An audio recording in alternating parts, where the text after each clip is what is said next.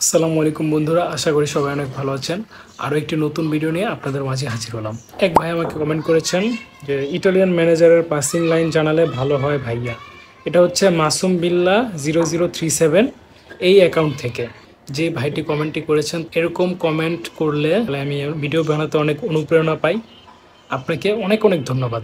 তাহলে কথা না বাড়িয়ে আপনি যেই ইটালিয়ান ম্যানেজারের পাসিং লাইন জানতে চেয়েছেন এটা আমি আপনাকে ভিডিওর মাধ্যমে দেখানোর চেষ্টা করব। তাহলে শুরু করা যাক। ভাই, আপনি আমার কাছে জানতে চেয়েছেন ইতালিয়ান ম্যানেজারের পাসিং লাইন সম্পর্কে। তো আমার কাছে এই ইতালিয়ান ম্যানেজারটি নেই। 1500 কয়েন দিয়ে এটা কিনতে হবে।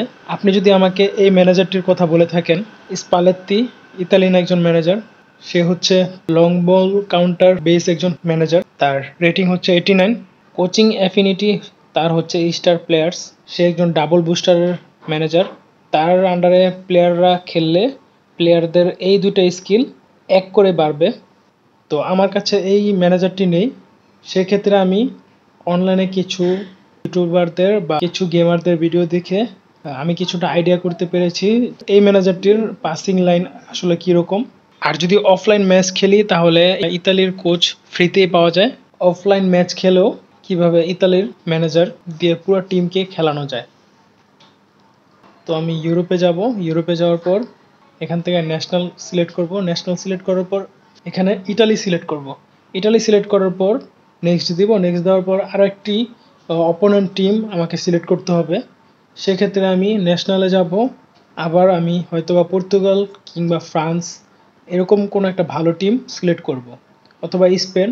আমি পর্তুগাল সিলেক্ট করলাম। সিলেক্ট করার পর নেক্সটে দিলাম। এরপরে ম্যাচটি চালু হয়ে গেল। চালু হওয়ার পর এখান থেকে দেখতেই পাচ্ছেন ম্যাচটি আমরা এখন অফলাইনে ম্যাচ খেলতে পারবো। আর একটা ভালো বিষয় হচ্ছে অফলাইনে যারা ম্যাচ খেলতে চান তারা 6 মিনিট থেকে বাড়িয়ে 30 মিনিট পর্যন্ত ম্যাচ খেলতে পারবেন। এই জিনিসটা আমার কাছে খুবই ভালো লেগেছে। এখান থেকে বিগিনার থেকে শুরু করে লেজেন্ড পর্যন্ত আপনি খেলতে পারবেন। এই হচ্ছে ইটালিয়ান ম্যানেজার স্পালেত্তি। তার টিম প্লেইং স্টাইল হচ্ছে পজিশন গেম দেওয়া আছে। আমি পজিশন গেমই রাখবো। তার যেই ফরমেশন সেটা হচ্ছে 3-3-3-1। এই ম্যানেজারটির পাসিং লাইন হচ্ছে স্ট্রেট।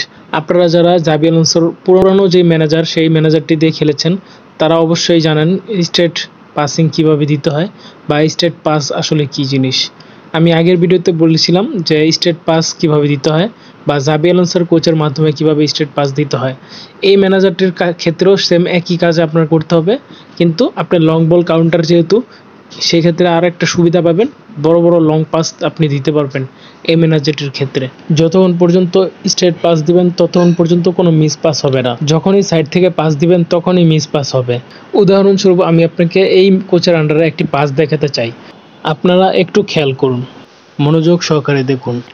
বলটি এখন আমার কাছে, আমার পাস দেওয়ার কথা এই বরাবর অথবা পিছন বরাবর। তো আমি সেটা করলাম না, আমি করলাম সাইডে পাস, এই জন্য মিস পাস হয়ে গেল।